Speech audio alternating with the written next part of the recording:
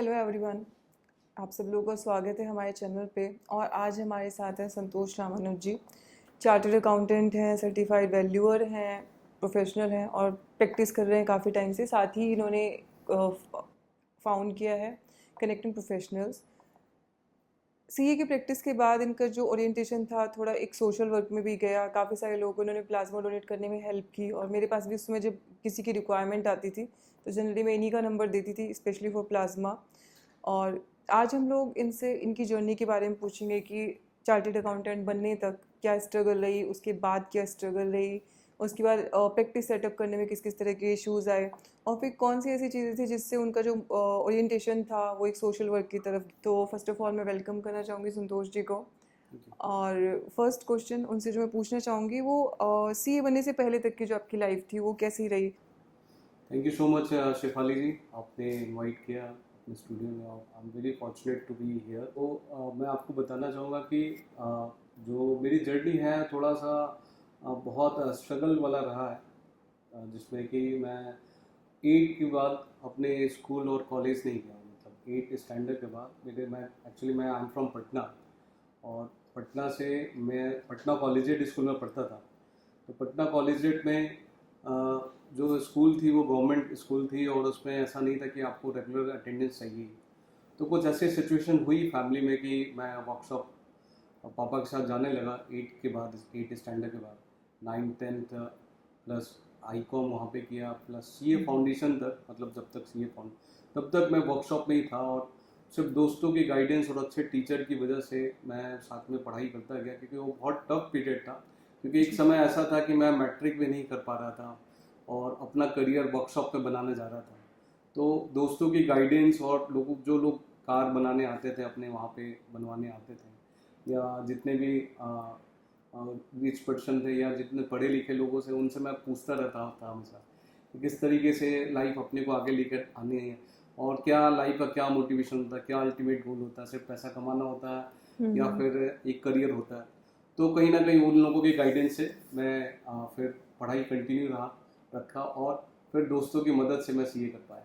तो आज की डेट में एक न्यूली क्वालिफाइड स्टूडेंट हो, वो अपनी प्रैक्टिस सेटअप करना चाहता है तो उनको क्या उनका अप्रोच होना चाहिए, किन चीज़ों को उन्हें ध्यान रखना चाहिए। मैंने जब क्वालिफाई किया नवंबर 7 में, तो मैंने जॉब किया पहले। मतलब I was work in Indian news channel पे कैटलिक ग्रुप्स, और 3-4 ईयर्स एक्चुअली। क्या है कि मैं जहाँ से हूँ वहाँ फिनेंशियल ऑब्लिगेशन काफ़ी होते हैं। मतलब अपनी सिस्टर को पढ़ाना, घर में शादी कराना, इन सब की ऑब्लिगेशन से था। तो इसलिए प्रैक्टिस इनिशियली सेट करके आपको अर्निंग मुश्किल होती है थोड़ा। तो मैं जॉब स्टार्ट किया और 3-4 साल तक जॉब किया। जो फिनेंशियल ऑब्लिगेशन थे वो कंप्लीट हुए तब, और एक लेवल पे काम करने के बाद, आप जैसे काम करने में आपको एक कॉन्फिडेंस आता है, now you can come into practice. और उस प्रैक्टिस को स्टार्ट करने के पहले मैंने 1 साल पहले से स्टार्ट की उसकी वर्किंग, कि आपको कैसे क्लाइंट पुश करना है, कहाँ पे ऑफिस रखना है, किस तरीके से क्लाइंट रखना, कौन से फील्ड में जाना है आपको, और उसकी वर्किंग कैसे होती है, उसको कैसे बिलिंग करते हैं, उसको कैसे पिच करते हैं, क्लाइंट से कैसे बात करना होता है, कैसे प्रपोजल भेजा जाता है। उन सब की वर्किंग के लिए मैं यही कहूँगा सारे प्रैक्टिस जो भी प्रैक्टिस स्टार्ट करना चाहते हैं कि सीए बनने के बाद आप कुछ समय तक वर्किंग करें। अगर प्रैक्टिस करना है तो खासकर कोशिश करें प्रैक्टिसिंग फॉर्म में काम करें, वहाँ पे अपने एक्सपर्टीज डिसाइड करें।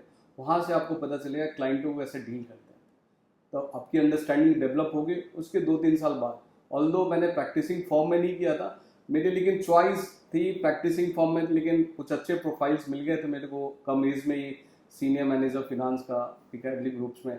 एक और चीज़ होती है कि हम जनरली मेंबर्स से कनेक्ट होते हैं बट एक स्टूडेंट्स होते हैं तो उनको अवॉइड करते हैं। बट संतोष ने इस मामले में specially after suicidal case, suicide murder जो भी कुछ था ऑफ सुशांत सिंह राजपूत, उनको काफ़ी पर्सनली वो चीज़ टच की। और उन्होंने सोचा कि जो यंगस्टर्स हैं जिनको कन्फ्यूज़न है या एक सुसाइडल नेचर कई बार बच्चों को हो जाता है, because at a young age कई बार हम लोग बहुत ज़्यादा डिप्रेस हो जाते हैं। और अधिकतर उस डिप्रेस होने का जो कारण होता है बहुत ही छोटी सी चीज़ होती है, बट हम लोगों को समझ नहीं आता कि कैसे लाइफ में अप्रोच करना है, वो सबसे बड़ी प्रॉब्लम होती है। तो उसके बाद उन्होंने एक काउंसलिंग स्टार्ट की स्पेशली फॉर द जो यंगस्टर्स हैं, जो बच्चे हैं नई एज के होते हैं, जिनको समझ नहीं आ रहा, तो छोटी छोटी चीज़ों से बहुत परेशान हो जाते हैं, उनके लिए। तो वो आपकी जर्नी पूरी कैसी रही और आपका मतलब क्या उसके पीछे आपका थॉट प्रोसेस था उसको शुरू करने का। मैम देखो, इसके पीछे 2 रीज़न है। एक तो आज मैं जहाँ हूँ वो गाइडेंस की वजह से ही, क्योंकि वर्कशॉप में काम करने वाला बंदा कहाँ सीए बन पाता है। जो मैं वहाँ पे जितने भी दोस्त मेरे जो दोस्तों की वजह से या जिन्होंने भी गाइडेंस, सोसाइटी में ऐसे बहुत सारे लोग हैं जिनसे मैं पूछने जाता था। मैं वहाँ पटना में अलग अलग जगह, वहाँ सीए करने वाले कम होते थे, लेकिन जितने जगह भी पता चलता था कि ये सीए कर रहे हैं, ये इनके पास ये सीए के आईपीसीसी में फाइनल, सबसे मैं बात करने जाता था।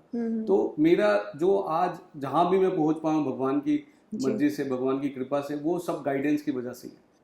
जो अपनी स्ट्रेस या डिप्रेशन, उस तरीके से अगर आप किसी भी बंदे का, कोई भी बंदा स्ट्रेस में, उनकी बात सुन लो ना, 90% प्रॉब्लम वहीं सॉर्ट आउट हो जाता है। और मैं डेली फ्री काउंसलिंग में ही करता हूँ कि एक बंदे का कॉल कोशिश करता हूँ, जब तक वो बात करना चाहे तब तक मैं करता हूँ, और उनकी बात पहले प्रॉब्लम सुनता हूँ। उनकी प्रॉब्लम सुनने के बाद 80% वो ऐसे ही रिलैक्स हो जाते हैं कि सर आप, और मैं जब समझाता हूँ तो बड़े आराम से समझते हैं। ऐसे मैंने तो 14 जून को उनकी डेथ हुई थी, और उस तरीके से जो इवेंट मेरे को इतना झकझोरा, तो मैंने डिसाइड किया कि कम से कम अपनी फर्टिलिटी में मैं अपने लोगों का टेक केयर करूँ, क्योंकि मैं सबका तो नहीं कर सकता, तो मैं कोशिश करता हूँ कि जितने लोगों का स्टार्ट करूँ। तो मैं 15 जून से डेली फ्री काउंसलिंग कर रहा हूँ, इसके लिए कोई कॉस्ट नहीं है, और मॉर्निंग सुबह 6 से 9 का टाइम है डेली का, और संडे को 6 से 12 का। तो उसमें उनके सारे क्वेरीज लेता हूँ, चाहे स्ट्रेस से है, डिप्रेशन से है, एग्जाम में कैसे पढ़ना है, रैंक कैसे लेके आना है, आपको प्रैक्टिस कैसे, इवन चार्टर्ड अकाउंटेंट्स के लिए प्रैक्टिस कैसे सेटअप करना है, जॉब कहाँ पे करना है। तो इस तरीके के बहुत सारे प्रॉब्लम होते हैं, और मैं ये मानता हूँ कि हमारे देश में सबसे बड़ी प्रॉब्लम गाइडेंस की।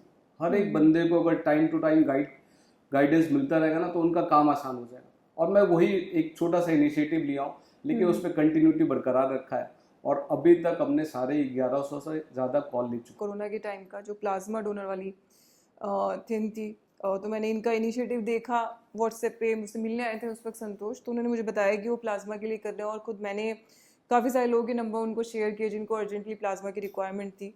तो शुरुआत में तो उन्होंने कम थे, बट फिर बाद में काफ़ी अच्छा उन्होंने इसमें प्रोग्रेस किया। तो वो आपकी जर्नी कैसे हुई, आपको कैसे ख्याल आएगी प्लाज्मा डोनर्स का कुछ एक डेटा बैंक बनाना चाहिए? उसमें शेफाली जी, हम लोगों ने क्या किया कि एक्चुअली उस समय जितने लोगों का फ़ोन आ रहा था, मैं चूँकि काफ़ी लोगों से कनेक्टेड हूँ, काउंसलिंग भी करता हूँ, काफ़ी सारे कनेक्टिंग प्रोफेशनल के भी हमारे 600 मेंबर्स हैं। तो वो जो माहौल था, जो 17 अप्रैल से 15 मई के आसपास का जो बहुत पीक पीरियड था, बहुत सारे कॉल्स आ रहे थे। तो मेरे को ये लग रहा था मैं कर क्या रहा हूँ, मैं मतलब I can't focus on my office work, क्योंकि हर एक जगह ये बहुत पैनिक सा इन्वायरमेंट क्रिएट हो गया कि सर मेरे को प्लाज्मा नहीं मिल रहा, मेरे को ऑक्सीजन नहीं मिल रहा, मेरे को बेड नहीं मिल रहा, मेरे को ये नहीं मिल रहा। तो हम लोगों ने अपनी कनेक्टिंग प्रोफेशनल टीम की मीटिंग बुलाई, और मैंने उन सबसे पूछा क्या नोबेल काउज के लिए हम लोग आगे आ सकते हैं सोसाइटी के लिए। इवन दो हम लोग प्रोफेशनल्स हैं, लेकिन एक दूसरे का अगर हाथ पकड़े तो ये प्रॉब्लम को भी हम लोग सॉर्ट आउट कर सकते हैं। और जिस लेवल पे भी करो आप, ये जरूरी नहीं कि बहुत बड़ा काम करना, ठीक है, जितना भी हम लोग कर सके सोसाइटी के लिए। तो उसमें हम लोगों ने 35 लोगों को पिक किया, जो 35 लोग वो आगे आके, और हम लोगों ने एक गूगल प्लाज्मा डोनेशन फॉर्म बनाया, और उसमें लोगों को इनकरेज किया कि प्लाज्मा डोनेशन के लिए आप आगे बढ़े, और उनसे लोगों की मदद मिलेगी। और ये कैंपेन चला। उसके साथ साथ हम लोग सोसाइटी के ब्लड बैंक से बहुत जगह से डेटा मंगाया, जो लास्ट 6 मंथ में रिकवर हुए। और बाद में हम लोग को आफ्टर 15 डेज एक 50,000 डोनर्स की लिस्ट मिली, जिसमें हम लोग 1000 लोगों को रोज कॉल करते थे, जो हमारी टीम थी। हम लोग प्रॉपर जूम मीटिंग करते थे कि आज कितने क्रिटिकल केसेस हैं, कितने लोगों को करना है। और क्रिटिकल हम लोग डिसाइड कर रखा था कि प्रेग्नेंट लेडी को सबसे पहले प्रायोरिटी दो, कि एक साथ 2 जान हम लोग बचा सकते हैं। फिर यंग वाले को, जो 20 से 45 साल वाले जो केसेस थे, उनको आप बिना HRCT रिपोर्ट, किसी भी रिपोर्ट के बिना ही उनको प्रोवाइड करो। तो उस समय हमारे डेटाबेस की सहायता से, और टीम वर्क खासकर उसमें, जिसमें ऋषभ शाह, प्रीति गुप्ता, बहुत डिम्पल मैम, बहुत लोगों ने काम किया। तो उन सब की मदद से हम लोगों ने 170 प्लाज्मा अपने उस पर किया। इसमें अजय जैन सर का भी बहुत बड़ा काम है। अजय जैन सर ने भी बहुत मोटिवेट किया था, और उन्होंने भी इनिशिएटिव, उनके साथ भी हम लोगों ने आइसोलेशन सेंटर का काम कर रहे थे, तो उन्होंने भी प्लाज्मा और ऑक्सीजन बेड के लिए भी बहुत काम किया। तो एक दो चीजें उनके करने के बाद सर ने इतना मोटिवेट कर दिया कि लगता मेरी शक्ति जैसे हनुमान जी की शक्ति वाली हो जाती है। तो उन्होंने इतना बड़ा शक्ति दिखा दिया कि नहीं बहुत अच्छा कर रहे हो बहुत। तो वो मोटिवेशन इतना बढ़ गया कि मैं कंटिन्यूअसली, मतलब उस समय मैंने लास्ट क्वेश्चन मैं आपसे ले रही हूँ। तो अब जो एक न्यूली क्वालिफाइड प्रोफेशनल है, जो भी स्टूडेंट है, जो सोच रहे हो, उनके लिए अब क्या सजेस्ट करेंगे? मतलब आप स्टार्टिंग में कोशिश करो, मैंने जैसे काम किया तो स्टार्टिंग में मैंने वैल्यू एडिशन में बहुत काम किया। वैल्यू एडिशन मतलब काम पहले सीखो तो सही। आपने ट्रेनिंग में काम किया एज ए ट्रेनर, मतलब आप एज ए जूनियर काम किया, अब आपको एज ए टीम लीडर काम करना है, तो पहले वैल्यू एडिशन लेके आइए। आप डिजर्विंग अपने आप को बनाइए। जितना डिजर्विंग बनाएंगे, जितना लगेगा आपको कॉन्फिडेंस आया कि हाँ मैं सारा काम कर सकता, उसके बाद आप जॉब स्विच करो ना, जॉब स्विच करो, प्रैक्टिस करो, जो भी करना, लेकिन आराम आराम से, अपने को तेज रेस में नहीं भागना, ठीक है। और खासकर सीए स्टूडेंट्स को मैं एक चीज़ और बोलूँगा कि आप लोग प्लीज़ डम्मी को प्रेफर नहीं करें, ठीक है। डम्मी जो भी ले रहे हैं, जो भी काउंसलिंग के थ्रू मेरे को फ़ोन आते हैं, मैं बिल्कुल डिस्करेज करता हूँ। आप लोग बिल्कुल, आप आर्टिकल से वर्किंग का बहुत इंपॉर्टेंस है, बहुत आप लोग काम करें उस पर, और यही काम जो आप काम सीख रहे हैं वही यूटिलाइजेशन होगा सीए बनने के बाद। एक लास्ट पैसेज मैं सबको देना चाहूँगा, चाहे सीए स्टूडेंट हो, चार्टर्ड अकाउंटेंट है, कि एक तो लाइफ को बैलेंस करके चले, मतलब बैलेंस शीट जैसे हम लोग बनाते हैं कि आपका एसेट्स और लाइबिलिटी इक्वल होना चाहिए, उसी तरीके से प्रोफेशनल लाइफ के साथ साथ पर्सनल लाइफ को भी इम्पोर्टेंस दें, और जहाँ पे ज़रूरत हो, जहाँ पे प्रॉब्लम हो, उन सब चीज़ों के लिए भी आप आगे बढ़ें। जैसे इस कोविड वाला जो महामारी था, पेंडेमिक था, उसमें भी कोशिश करें जितने लोगों की हेल्प कर सकें। हम लोग जितने लोगों की हेल्प कर पाएँ, जिस तरीके से भी हेल्प कर पाएँ, वो उस तरीके से समाज सुंदर होता जाएगा, एक हेल्पिंग हैंड इन्वायरमेंट क्रिएट होगा। और कोई बहुत बड़े महात्मा आके ये सब काम नहीं करते, हमारे जैसे ही लोग स्टार्ट करते हैं। आप लोग सब लोग मिलके अगर स्टार्ट करें ना, तो पूरी सोसाइटी की प्रॉब्लम बहुत बहुत छोटी हो जाएगी। तो और मैं साथ में ये भी बोलूँगा कि आप लोग फोकस रहें, काम करें अच्छा से, और खुश रहें हमेशा। मैं सारे काउंसलिंग वाले बच्चों को बोलता हूँ, जिनको भी कॉल आता है, कि खुश रहना सबसे ज़्यादा ज़रूरी है। खुश रहें, पॉजिटिव रहें, और F5 बटन जैसे कंप्यूटर में हम लोग यूज़ करते हैं रिफ़्रेश करने के लिए, जिससे कैची मेमोरी डिलीट हो जाता है, सिस्टम बहुत अच्छा से काम करने लगता है। उसी तरीके से हमारे बॉडी में स्माइल जो है वो F5 बटन है। तो उसी तरीके से स्माइल रहे, खुश रहें, बहुत सारे आइडिया जिसी के थ्रू आते हैं, और एक स्माइल का इन्वायरमेंट भी क्रिएट होता है। तो खुश रहने से ही आपकी 90% प्रॉब्लम सॉर्ट आउट हो जाएगी।